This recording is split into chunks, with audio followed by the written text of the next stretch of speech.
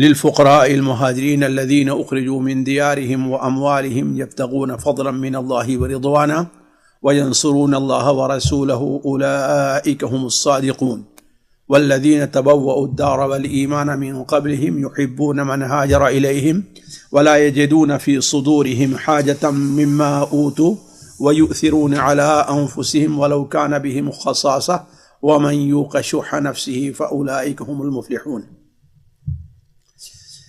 پیارے بھائیو، پچھلی گفتگو ہماری آیت نمبر 7 سے متعلق چل رہی تھی، جس کے آخر کی چند کلمات جو وضاحت طلب تھے وہ رہ گئے تھے۔ مثال کے طور پر اللہ تبارک و تعالی مال فے کی تقسیم سے متعلق اس کی تفصیل بیان کرتے ہوئے فرماتا ہے کہ بستی والوں میں سے خاص طور پر جو بنو نضیر سے مسلمانوں کو ملا تھا، جو مال فے حاصل ہوتا ہے وہ اللہ کا ہے، اللہ کے رسول کا ہے، ذوی القربہ کا ہے، یعنی اللہ کے رسول صلی اللہ علیہ وسلم جو قرابت دار ہیں، یتیم، مسکین اور مسافروں کا ہے۔ پھر اس کی حکمت اللہ تعالیٰ نے یہ بتائی کہ یہ مال ان غریبوں اور مسکینوں کو اس لیے دیا جا رہا ہے تاکہ یہ مال صرف امیروں اور مالداروں ہی میں گردش کرتا نہ رہ جائے۔ اس کے بعد اللہ کے رسول اللہ تبارک و تعالی نے ایک جملہ استعمال فرمایا ہے جو بطور اصول اور قاعدہ کے ہے۔ اللہ تعالیٰ نے فرمایا ہے کہ وما آتاکم الرسول فخذوہ وما نہاکم عنہ فانتہوا، جو کچھ اللہ کے رسول تمہیں دیتے ہیں اسے لے لو، وما نہاکم عنہ فانتہوا، اور تمہیں جس چیز سے رسول روک دیتے ہیں۔ یہ نہیں کہا کہ جو رسول تمہیں نہیں دیتے، یہ نہیں فرمایا اللہ نے، حالانکہ سیاق یہی چاہتا تھا، لیکن چونکہ ایک اصول اور قاعدہ اللہ تعالیٰ یہاں بیان کرنا چاہتا ہے، اس لیے اللہ تعالیٰ نے فرمایا کہ وَمَا نَهَاكُمْ عَنْهُ، اور وہ چیز جس سے اللہ کے رسول تمہیں روک دیں تو اس سے تم رک جاؤ۔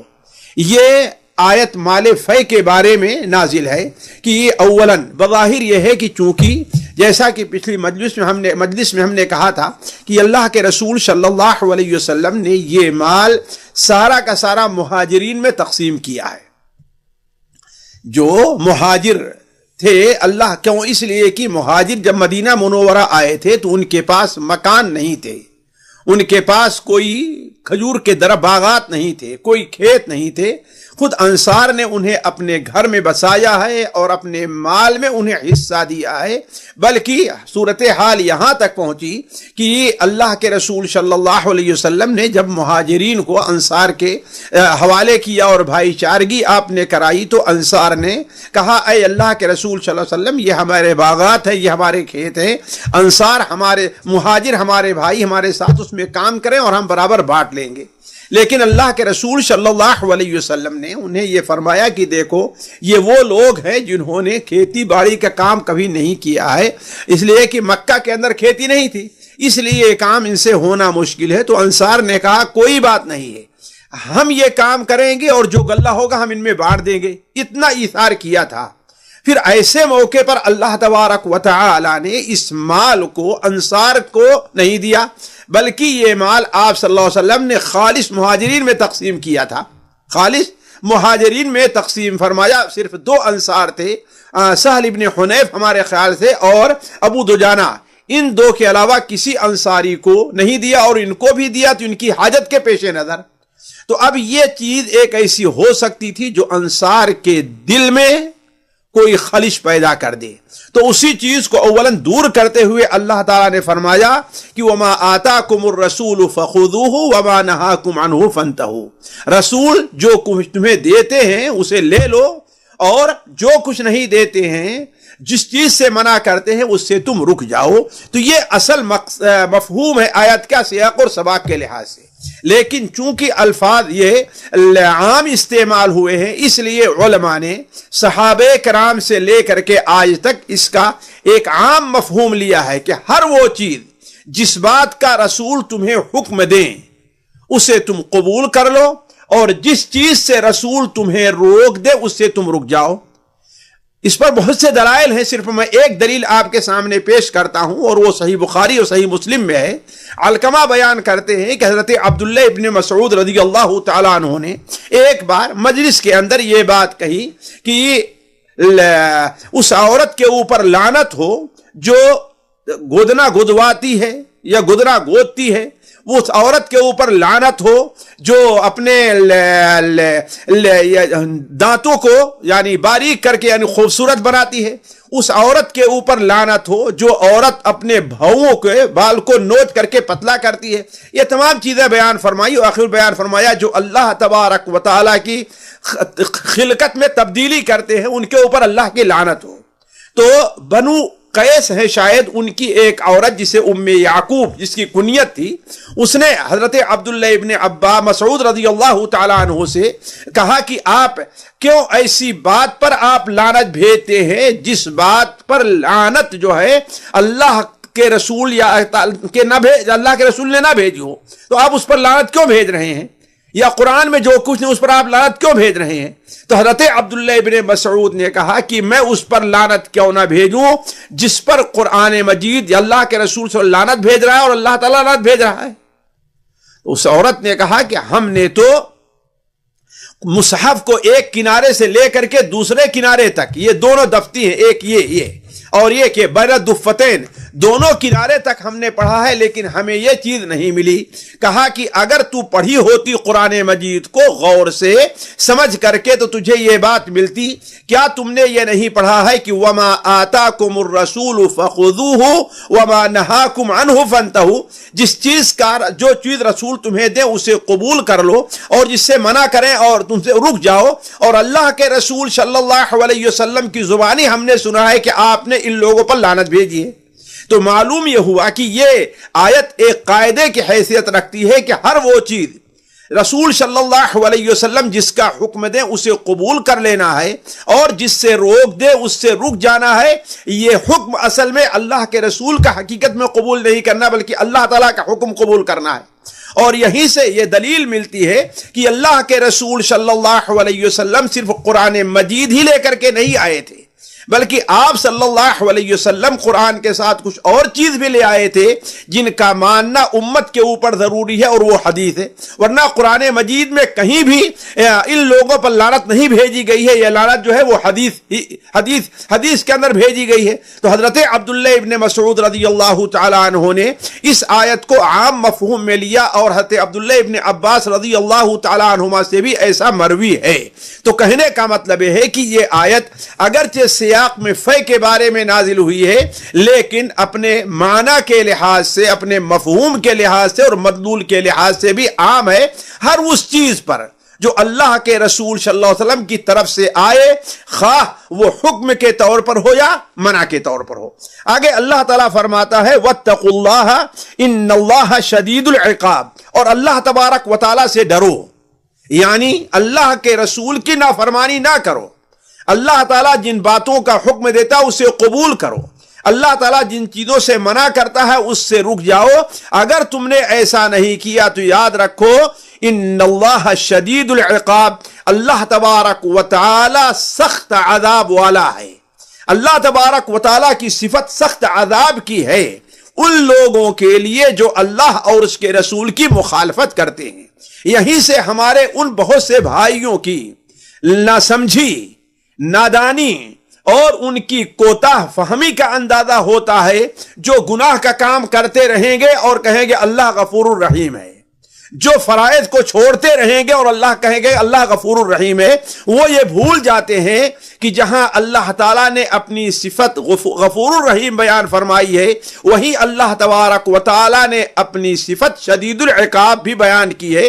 اسی لیے اللہ کے رسول اللہ تبارک و تعالیٰ فرماتا ہے نبئ عبادی انی انا الغفور الرحیم وان عذابی هو العذاب العلیم، ہمارے بندوں کو آپ بتلا دیجئے کہ میں غفور الرحیم ہوں، معاف کرنے والا اور رحم کرنے والا ہوں، اور یہ بھی بتلا دیجئے کہ وَأَنَّ عَذَابِي هُوَ الْعَذَابُ الْأَلِيمُ، میرا عذاب کیا ہے، وہ بڑا دردناک ہے۔ تو اللہ تبارک و تعالی شدید العقاب اور ذو البطش شدید بھی ہے، یعنی بندے کو جہاں اللہ تبارک و تعالی سے رحمت کی امید رکھنی چاہیے، وہیں پر ساتھ ہی ساتھ اتنا ہی اللہ تبارک و تعالی کے عذاب سے ڈرنا چاہیے۔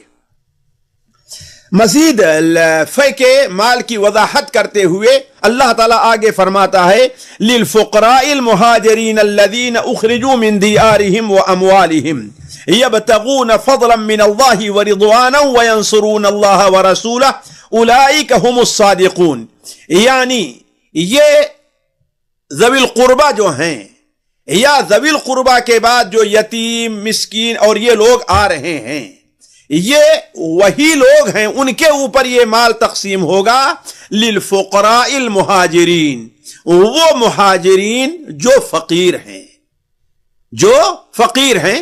مہاجر جانتے ہیں اسلام کے اندر صحابہ میں دو طبقے تھے، ایک طبقہ انصار کا تھا اور دوسرا طبقہ مہاجرت کا تھا، اور یہ مدینہ منورہ کے رہنے والے تھے۔ مدینہ منورہ کے رہنے والے انصار تھے اور مہاجر تھے۔ مہاجر وہ لوگ تھے جو نبی کریم صلی اللہ علیہ وسلم کے ساتھ مکہ مکرمہ میں ایمان لے آئے تھے، اور وہ آپ کے ساتھ یا آپ کے پہلے ہجرت کر کے مدینہ منورہ آئے، اپنے دین کو، اپنے ایمان کو بچانے کے لیے، اور سب کچھ چھوڑ کر کے آئے۔ اپنا خاندان بھی چھوڑا، اپنا مال بھی چھوڑا، اپنی جائیداد بھی چھوڑی، حتیٰ کہ بعد اس حال میں حاضر ہوئے ہیں کہ ان کے پاس جسم کے اوپر جو کپڑا تھا وہی کپڑا تھا، باقی ان کے پاس اور کچھ بھی نہیں تھا۔ اسی طریقے سے وہ لوگ جو خواہ دوسرے قبائل کے رہنے والے ہوں، وہ جب مسلمان ہوتے تھے تو ہجرت کر کے نبی کریم صلی اللہ علیہ وسلم کے پاس مدینہ منورہ آ جایا کرتے تھے۔ تو للمہاجرین اس سے مراد وہ لوگ ہیں جو مدینہ منورہ اپنے دین کی حفاظت کے لیے ہجرت کر کے آئے اور یہیں پر رہ گئے، جن کے پاس کوئی وسائل نہیں تھے۔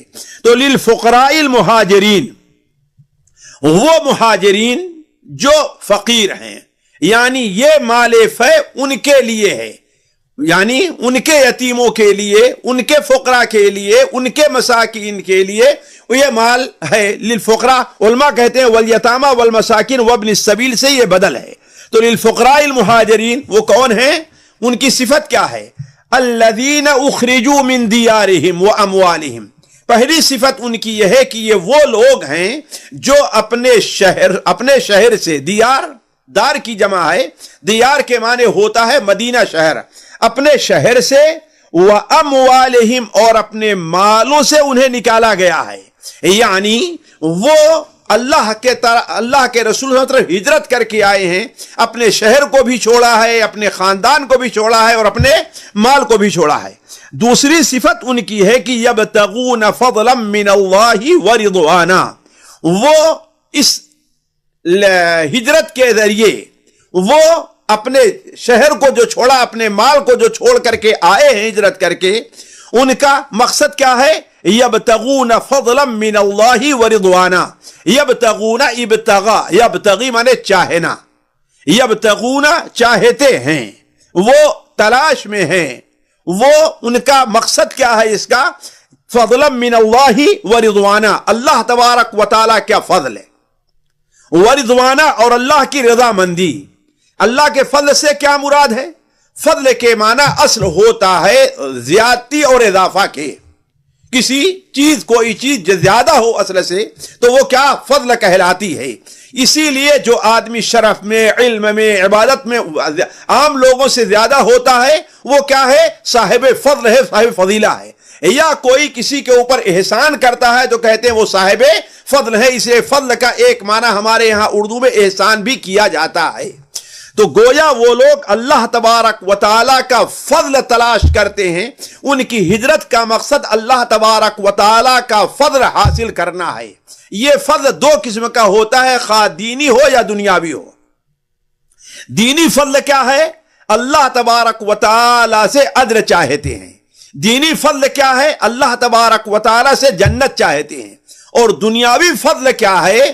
وہ اللہ تبارک و تعالی نے روزی کے جو ان سے وعدہ کیا ہے وہ روزی اور اس کا معاملہ تلاش کرتے ہیں، تو گویا ان کے ہجرت کا جو مقصد ہے وہ یہ ہے کہ اصلا اپنے دین کی حفاظت ہے، اور دین کی حفاظت کے لیے وہ چھوڑ کر کے آئے ہیں کہ اللہ تعالیٰ کی زمین وسیع ہے، اللہ تبارک و تعالی ہمارے رہنے کا ہمارے کھانے کا انتظام کرے گا، یہ ہے فضل ہے۔ تو یبتغون فضلا من اللہ ورضوانا، اور دوسری چیز کیا ہے؟ اللہ تبارک و تعالی کی رضا، اللہ تعالیٰ کی رضا، یعنی اللہ تبارک و تعالی ان سے راضی ہو جائے۔ اللہ تعالیٰ کی رضا مندی وہ اعلیٰ مقام ہے جو جنت سے اونچا ہے۔ جنت جو ہے اللہ تبارک و تعالی کا فضل ہے، لیکن اللہ تبارک و تعالیٰ کی رضا اس سے اور اونچی ہے، جیسا کہ جانتے ہیں بہت سی حدیثوں میں اس کا ذکر آیا ہے، بلکہ قرآن مجید میں بھی وَرِضْوَانٌ مِّنَ اللَّهِ اکبر، یعنی والمؤمنات بعضهم اولیاء بعض، جہاں پر ہے کہ یعنی ان کے لیے جنتیں ہیں جن کے نہریں جاری ہوں گی، وَرِضْوَانٌ مِّنَ اللَّهِ، اس کے ساتھ انہیں اللہ تبارک و تعالیٰ کی رضا ملے گی۔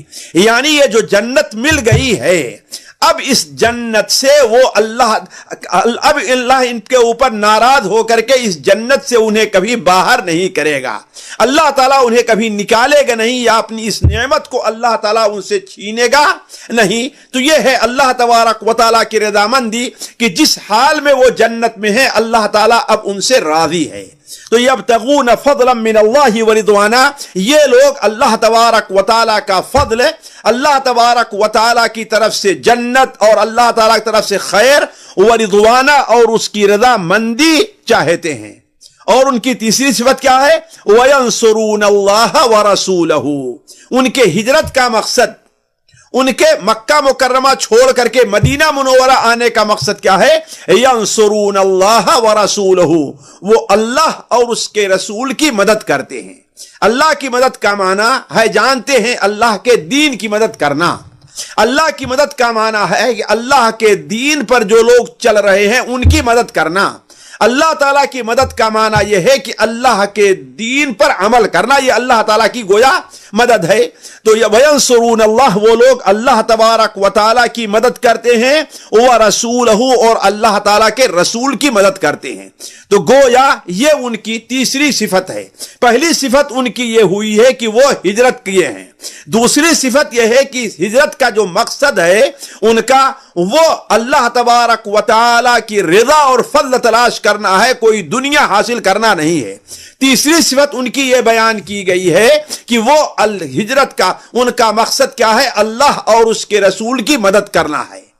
ایسے ہی لوگوں کے بارے میں اللہ فرماتا ہے اولئک ھم الصادقون، یہ لوگ سچے ہیں، یہی وہ لوگ ہیں جو سچے ہیں۔ اولئک، یہی وہ لوگ ہیں، ھم الصادقون، جو سچے ہیں، یعنی حقیقت میں اپنے قول میں جو انہوں نے اقرار کیا جس بات کا، لا الہ الا محمد رسول اللہ کا، اس کے اوپر سچے ٹھہرے، اس لیے کہ اس کے لیے انہوں نے دین کو سارا کچھ دنیا کو اپنے قربان کر دیا ہے۔ یا یہ بھی کہہ سکتے ہیں کہ اولئک ھم الصادقون، یہ ان کی چوتھی صفت ہے کہ اللہ تبارک و تعالی ان کے صادق اور سچے ہونے کی اللہ تبارک و تعالی گواہی دیتا ہے۔ آگے اللہ تبارک و تعالی مزید بیان کر رہا ہے، یعنی جیسے مال غنیمت، جو مال فے کے حقدار یہ مہاجر ٹھہرے جن کی یہ صفات ہے، اس کے بعد مال غنیمت کے حقدار اور کون ہوں گے؟ والذین تبوؤوا الدار والایمان من قبلہم، وہ لوگ جنہوں نے بوأ یبوئ کے معنی ٹھکانہ بنانا، ٹھکانہ بنانا ہوتا ہے۔ تو والذین تبوؤوا الدار، وہ لوگ جن لوگوں نے الدار کو یعنی مدینہ منورہ کو اپنی جائے، اپنا وطن بنا لیا ہے، تبوّا اپنا دار بنا لیا ہے، اپنا گھر بنا لیا ہے۔ والذین تبوؤوا الدار، اور وہ لوگ جو مدینہ الدار کو، ان لوگوں نے اپنا، جنہوں نے تبوؤوا الدار پہلے یعنی اپنا ٹھکانہ بنایا، کس سے؟ مہاجرین سے پہلے، اس لیے کہ مہاجرین سے پہلے مدینہ منورہ میں کون آباد تھے؟ اوس اور خزرج کے لوگ، جو بعد میں انصار کہلائے ہیں۔ تو وہ لوگ جن لوگوں نے تبوؤا الدار والایمان، اور ایمان کو اپنا ٹھکانہ بنایا، بعض علماء نے کہا ہے انہوں نے تبوؤ الدارا اپنا ٹھکانہ اپنا گھر بنا لیا، کس کو؟ یعنی مدینہ منورہ کو، والایمانہ اور اپنے ایمان میں پختہ اترے، اپنے ایمان میں مکمل رہے، یا واعتقدوا الایمان اور ایمان کا اعتقاد رکھا۔ مراد یہ ہے کہ ایمان لانے کے ساتھ ساتھ انہوں نے مدینہ منورہ کو اپنا ٹھکانہ بنا لیا ہے۔ اس سے مراد کیا ہے؟ وہ انصار ہیں۔ انصار چونکہ صحابہ کرام کے آنے سے پہلے ان میں کی بڑی جماعت تھی، وہ مسلمان ہو گئی تھی، ایک بڑی جماعت ان میں کی مسلمان تھی۔ اس کے بعد جب اللہ کے رسول صلی اللہ علیہ وسلم تشریف لے آئے تو آپ کی آمد سے پہلے آپ نے جو چند صحابہ کو یہاں پر دعوت کے لیے بھیجا تھا، جن میں مصعب بن عمیر رضی اللہ پیش تھے، ان کے ہاتھ پر ہی بہت سے لوگ ایمان لائے۔ تو من قبلہم گویا مہاجرین سے پہلے انہوں نے مدینہ منورہ میں سکونت بھی اختیار کی، اور مہاجرین سے پہلے مدینہ منورہ کے اندر وہ صاحب ایمان بھی ہوئے، یعنی وہ ایمان لے آئے۔ گویا کہ ان سے مراد کون ہے؟ انصار ہیں۔ تو گویا اس مال فے کے حقدار وہ لوگ بھی ہیں، اگرچہ انہیں یہ مال فے جو ابھی بنو نضیر سے ملا ہے اس میں سے نہیں دیا جا رہا ہے، لیکن اللہ تعالیٰ نے ایک اصول کے طور پر بتایا کہ اس کے حقدار وہ لوگ بھی ہیں۔ اسی لیے جب بحرین کا علاقہ منذر جہاں کے امیر تھے اور وہ فتح ہوا تو اللہ کے رسول صلی اللہ علیہ وسلم نے اس پورے مال کو انصار کے درمیان تقسیم کر دینا چاہا۔ کیوں؟ اس لیے کہ انصار کو بنو قریظہ اور یہاں سے کوئی حصہ نہیں ملا تھا، لیکن انصار نے یہ انکار کر دیا، کہا کہ جب تک ہمارے بھائی مہاجرین کو اس میں سے حصہ نہیں دیا جائے گا ہم قبول نہیں کریں گے۔ تو بات کہنے کی یہ ہے کہ یہ مال غنیمت، مال فے جو ہے، اس کے حقدار انصار بھی ہیں، یہ کوئی نہ سمجھے کہ صرف مہاجر ہی ہیں۔ تو والذین تبوؤا الدار والایمان من قبلہم، ان لوگوں سے پہلے یعنی مہاجرین سے پہلے وہ لوگ جنہوں نے گھر بنا لیا اور ایمان لے آئے یا ایمان کا عقیدہ رکھا، ان کی صفت کیا ہے؟ یحبون من ہاجر الیہم، وہ محبت کرتے ہیں۔ گویا اب یہ ان کی صفات بیان کی جا رہی انصار کی۔ پہلی صفت تو یہ بیان کی گئی کہ انہوں نے گویا مدینہ منورہ کو اپنا ٹھکانہ ان سے پہلے بنایا یا وہ ایمان لے آئے۔ دوسری صفت یہ بیان کی گئی یحبون من ہاجر الیہم، جو ان کی طرف ہجرت کر کے آئے ہیں ان سے محبت کرتے ہیں۔ یہ اللہ تبارک و تعالیٰ کی شہادت ہے، جو شہادت ظاہر بات ہے ان لوگوں کے نصیب میں نہیں آئی ہے جن لوگوں نے صحابہ کرام خواہ انصار ہیں یا مہاجرین انہیں گالی دیا ہے، لیکن اللہ تبارک و تعالیٰ یہ گواہی دے رہا ہے کہ وہ لوگ یحبون من ہاجر الیہم، جو لوگ ہجرت کر کے ان کی طرف آئے ہیں یہ ان سے محبت کرتے ہیں۔ جیسا کہ آپ لوگ جانتے ہیں، سیرت میں یہ چیز واضح ہے۔ وَلَا يَجِدُونَ فِي صُدُورِهِمْ حَاجَةً مِّمَّا أُوتُوا، دوسری یا تیسری صفت یہ ہے کہ وَلَا يَجِدُونَ، اور نہیں پاتے ہیں فی صدورہم، اپنے سینے میں اپنے دل میں، کیا نہیں پاتے ہیں؟ حاجتن، کوئی حاجت۔ مراد کیا ہے؟ جسے خلش کہہ لیجئے آپ، جسے کسی قسم کا حسد کہہ لیجئے، جسے آپ جو ہے کینہ کہہ لیجئے، تو اپنے دل میں کوئی حاجہ، کوئی ایسی ضرورت نہیں پاتے ہیں۔ کس بارے میں؟ مما اوتو، اس چیز کے بارے میں جو مہاجرین دیے گئے، یعنی مہاجرین کو جو کچھ دیا گیا ہے اس کے بارے میں ان کے دل میں کسی بھی قسم کا ملال نہیں ہے، کوئی بھی ملال ان کے دل میں نہیں ہے کہ آخر ہم بھی تو آپ پر ایمان لے آنے والے ہیں، ہم بھی تو مدینہ منورہ میں رہنے والے ہیں، ہمیں بھی تو اس میں سے حق ملنا چاہیے۔ لیکن ایسا کوئی ملال، ایسی کوئی خلش ان کے دل میں نہیں پائی گئی۔ اسی لیے آپ جانتے ہیں کہ مہاجرین انصار کے اس جذبہ ایثار کی بڑی تعریف کیا کرتے تھے، جیسا کہ حدیث کی کتابوں میں یہ چیز پائی جاتی ہے۔ تو وَلَا يَجِدُونَ فِي صُدُورِهِمْ حَاجَةً مِّمَّا أُوتُوا، اور جو کچھ یہ مہاجرین دیے گئے اس کی وجہ سے اپنے دل میں کوئی خلش، کوئی ملال نہیں پاتے۔ اور کیا ہے ان کی خوبی؟ وَيُؤْثِرُونَ عَلَىٰ أَنفُسِهِمْ وَلَوْ كَانَ بِهِمْ خَصَاصَةٌ، اور اپنے اوپر وہ ترجیح دیتے ہیں. آثرا یوثرو کے معنی ہوتا ہے ترجیح دینا، یعنی خود قبول نہ خود نہ لے کر کے اسے دوسرے کو دے دینا، یہ اپنے اوپر ترجیح دینا ایثار کا معاملہ ہے. وَيُؤْثِرُونَ عَلَىٰ أَنفُسِهِمْ، اور اپنے اوپر ترجیح دے رہے ہیں کس کو؟ یعنی ان لوگوں کو جو مدینہ منورہ ہجرت کر کے آئے ہیں، یعنی وہ خود جو ہے مال فیض سے حصہ نہیں لینا چاہتے اور اپنے اوپر ان کو جو ہے ترجیح دے رہے ہیں. جیسا کہ یہ بات سیرت کے اندر بڑے طور پر واضح ہے. اس میں صرف ایک مثال میں دیتا ہوں. سعد ابن ربی رضی اللہ تعالیٰ عنہ، جن کا بھائی چارگاہ اللہ کے رسول صلی اللہ علیہ وسلم نے حضرت عبد الرحمن ابن عوف سے کیا تھا. ان کی 2 بیویاں تھیں. جب ان کے ساتھ بھائی چارگاہ کرا دیا تو ان کو لے کر کے سعد ابن ربی گئے اور کہے کہ دیکھیے یہ میرا گھر ہے، اس میں آپ کا آدھا حصہ ہے، اور اس سے زیادہ یہ ہے کہ میری 2 بیویاں ہیں، ان دونوں میں سے آپ جس کو پسند کریں میں اسے طلاق دے دیتا ہوں اور آپ اس سے شادی کر لیں. اسی لیے اللہ تعالیٰ فرماتا ہے وَيُؤْثِرُونَ عَلَىٰ أَنفُسِهِمْ، حالانکہ یہ نہیں کہا کہ فلاں بیوی، ہو سکتا ہے ظاہر بات دونوں میں سے کوئی زیادہ محبوب رہی ہوگی، تو اپنے اوپر ترجیح دیتے ہوئے کیا کہا؟ ان دونوں میں سے جو آپ کو پسند ہو اس سے میں طلاق دے دوں اور آپ اس سے شادی کر لیں. لیکن حضرت عبد الرحمن ابن عوف رضی اللہ تعالیٰ عنہ نے کہا اللہ تعالیٰ آپ کے مال میں، آپ کے گھر میں، آپ کے اہل میں برکت عطا فرمائے، آپ مجھے بازار کا راستہ سکھا دیجیے. علی کل حال کہنے کا مقصد یہ ہے کہ صحابہ کرام یعنی انصار جو ہیں ان کی یہ صفت اللہ کے رسول اللہ تعالیٰ نے کیا بیان فرمائی؟ وَيُؤْثِرُونَ عَلَىٰ أَنفُسِهِمْ. لیکن ایثار دیکھیے 2 شکل ہوتی ہے. ایک ایثار تو یہ ہے کہ آپ کو بھی ضرورت ہے، آپ دونوں کوئی چیز لینے کے لیے آپ کھڑے ہیں یا کسی راستے میں جا رہے ہیں، آپ کو بھی جانا ہے اور ان کو جانا ہے، تو آپ سے کہے کوئی، آپ اپنے اوپر ترجیح دیتے ہوئے کہے ارے آپ آگے چلیے یا آپ پہلے لے لیجیے میں بعد میں لے لوں گا، حالانکہ دونوں لے رہے ہیں. اور دوسری صورت یہ ہوتی ہے کہ چیز ایک ہی ہے، اگر ایک کو دیا جائے تو دوسرا ضرور حاجت کے باوجود محروم رہ جائے گا. یہ ہے ایثار کی سب سے اعلیٰ قسم، اور یہی چیز پائی جا رہی تھی صحابہ کرام میں انصار کے اندر. تو اللہ تعالیٰ فرماتا ہے وَيُؤْثِرُونَ عَلَىٰ أَنفُسِهِمْ وَلَوْ كَانَ بِهِمْ خَصَاصَةٌ.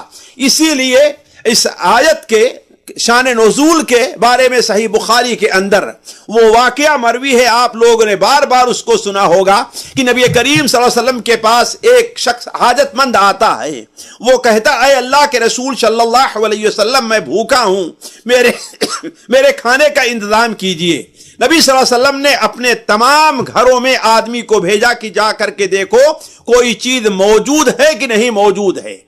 ہر گھر سے جو بھیجا ہوا جو جاتا ہے ہر گھر سے واپس آ کر کہتا ہے گھر والے کہہ رہے ہیں کہ پانی کے علاوہ گھر میں کوئی چیز نہیں ہے.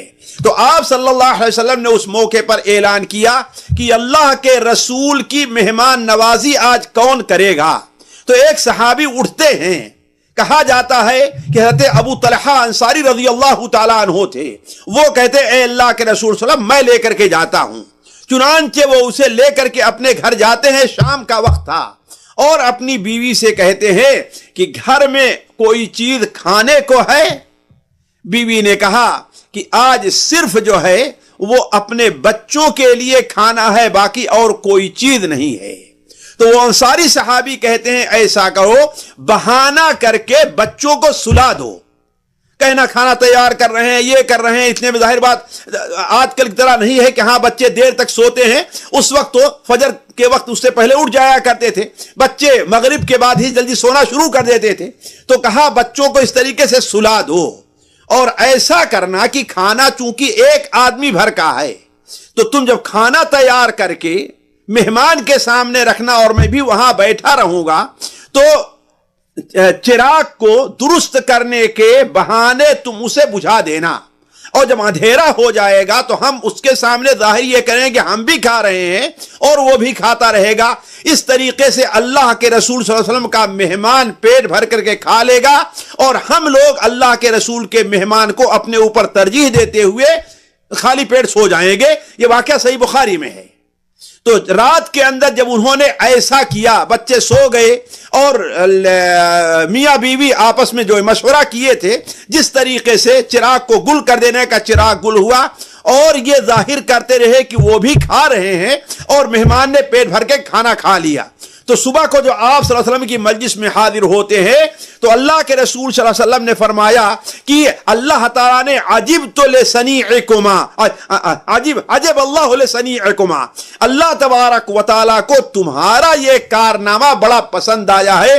اس موقع پر آیت نازل ہوتی وَيُؤْثِرُونَ عَلَىٰ أَنفُسِهِمْ وَلَوْ كَانَ بِهِمْ خَصَاصَةٌ وَلَوْ كَانَ بِهِمْ، اگرچہ ان کو خصاصہ حاجت، خصاصہ کہتے ہیں سخت حاجت کو، یعنی اگرچہ انہیں سخت حاجت تھی ہوتی ہے، اس کے باوجود مہاجرین کو اپنے اوپر ترجیح دیتے ہیں۔